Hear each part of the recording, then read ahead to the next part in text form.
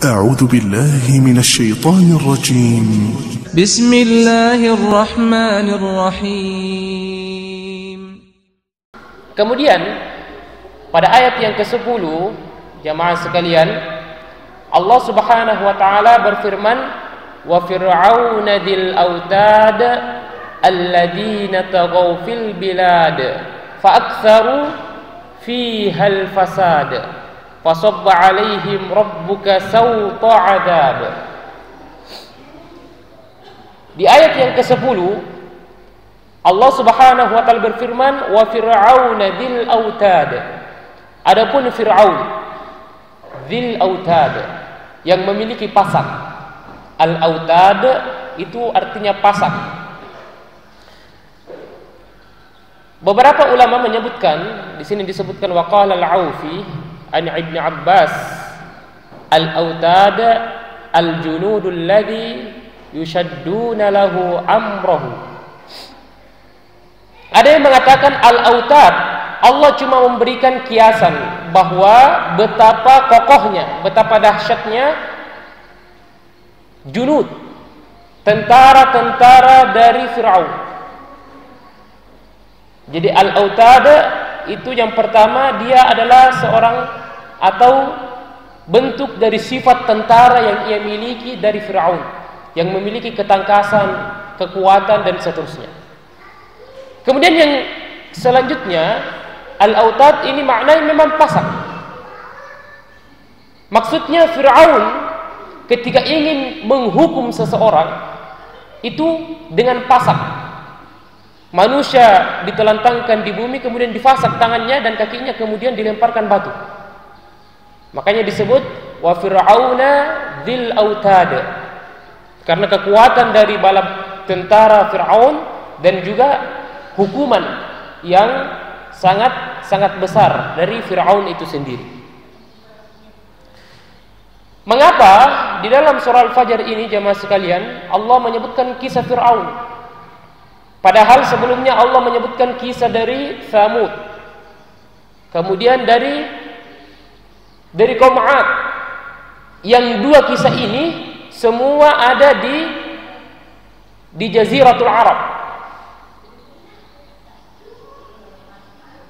Jadi Tsamud dan 'Ad. Tsamud diutus kepadanya Nabi Saleh, wa ila Tsamud akhahum Salihah. Adapun 'Ad diutus oleh Nabi, ada yang masih ingat? Nabi Hud. Wa ila 'adin akhahum Huda, kata Allah Subhanahu wa taala dalam surah Al-A'raf. Kemudian Allah menyebutkan Fir'aun. Kenapa Fir'aun? Karena Fir'aun ini adalah sebuah kisah yang semua ada di dalam kitab-kitab terdahulu. Orang Yahudi sering menceritakan kisah Fir'aun ketika ada di Madinah. Makanya orang-orang penduduk Mekah itu mengetahui kisah Fir'aun. Karena ayat ini diperuntukkan untuk ahlu Makkah, penduduk kota Mekah, maka Allah Subhanahu wa taala ingin mencocokkan Tsamud dan 'Ad itu adalah orang Arab.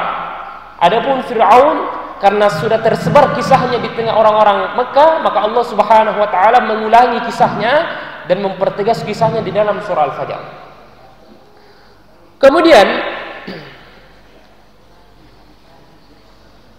alladzina taghaw fil bilad, yang dimana dia sombong, taghaw fil bilad, di dalam daerahnya. Jadi Fir'aun dan semua umat-umat yang disebutkan tiga ini adalah mereka orang-orang yang sombong. Mereka menolak kebenaran. Bahkan di dalam Al-Quran bisa kita ibaratkan kisah Fir'aun ini kisah yang cukup populer di dalam Al-Quran. Kisah yang seringkali diulang-ulang di dalam Al-Quran, di dalam surah Al-Baqarah.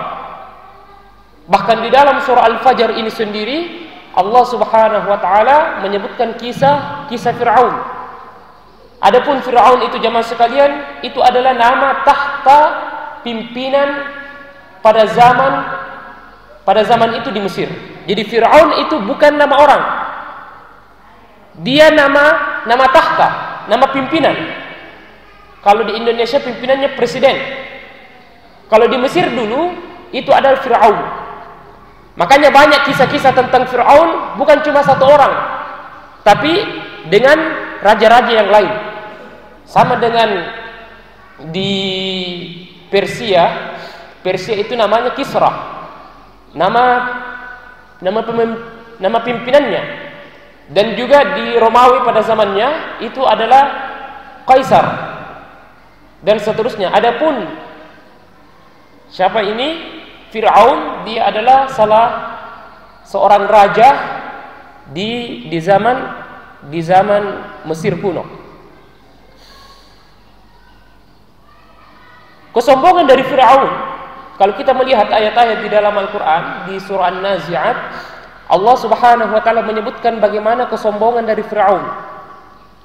Allah subhanahu wa ta'ala berfirman, faqala ana rabbukumul a'la.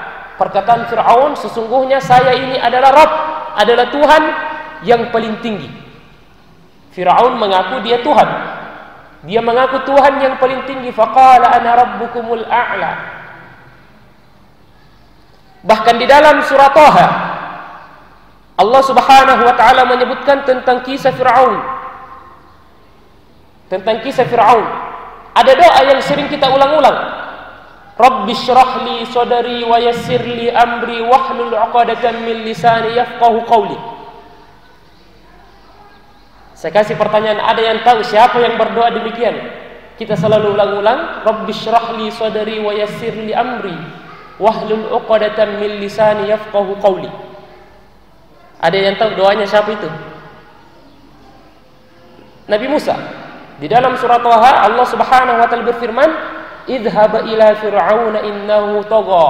Pergilah kamu wahai Musa ke Fir'aun, karena sesungguhnya dia adalah orang yang sombong. Faqala rabbi syrah li sadri wa yassir li amri wahlul 'uqdatam min lisani yafqahu qawli. Kemudian Nabi Musa berdoa untuk dipermudah urusan-urusan. Saking durjananya ini Fir'aun. Bahkan Fir'aun ini sendiri selain mengaku sebagai Tuhan, dia juga yang hampir dan sering menyerang Nabi Musa alaihi salam dengan saudaranya, saudara ideologinya Harun, seorang Nabi Harun alaihi salam. Bahkan di dalam Al-Quran, Fir'aun saking durjananya ini Fir'aun ini dikirimkan dua nabi sekaligus kepadanya, yaitu Nabi Musa dan Nabi Harun alaihi wassalam. Makanya kenapa Allah subhanahu wa ta'ala menyebutkan bahwa Fir'aun ini adalah tagha, dia adalah orang yang sombong, karena memang orang yang sombong itu salah satu ciri-cirinya adalah mereka yang menolak kebenaran. Kata Nabi sallallahu alaihi wasallam yang diriwayatkan oleh Ibnu Mas'ud, Nabi sallallahu alaihi wasallam bersabda di dalam hadis yang panjangnya, innallaha jamil wa yuhibbu jamal wal kibar batarul haqqi wa ghamtun nasi. Kata Nabi sallallahu alaihi wasallam, sesungguhnya Allah itu maha indah dan mencintai yang indah-indah. Adapun al-kibar, adapun kesombongan, itu yang pertama batarul haqqi. Mereka menolak kebenaran. Wa ghamtun nas, dan mereka yang merendahkan manusia. Dia adalah orang-orang yang disebut sebagai tagha, orang-orang yang sombong, al-kibar. Makanya orang-orang yang menolak kebenaran ketika diajak untuk ke masjid, ketika diajak untuk menghadiri majelis-majelis ilmu, ketika diajak untuk belajar, mempelajari Al-Quran, kemudian dia menyombongkan diri, kemudian dia menolak, maka kita bisa sebut bahwa mereka adalah orang-orang yang sombong, karena mereka menolak kebenaran. Dan itulah yang dilakukan oleh Fir'aun. Fir'aun tidak hanya menolak kebenaran, bahkan ingin memusnahkan kebenaran, seperti yang dilakukan kepada Nabi Musa alaihi salam di dalam ayat-ayat di dalam Al-Quran.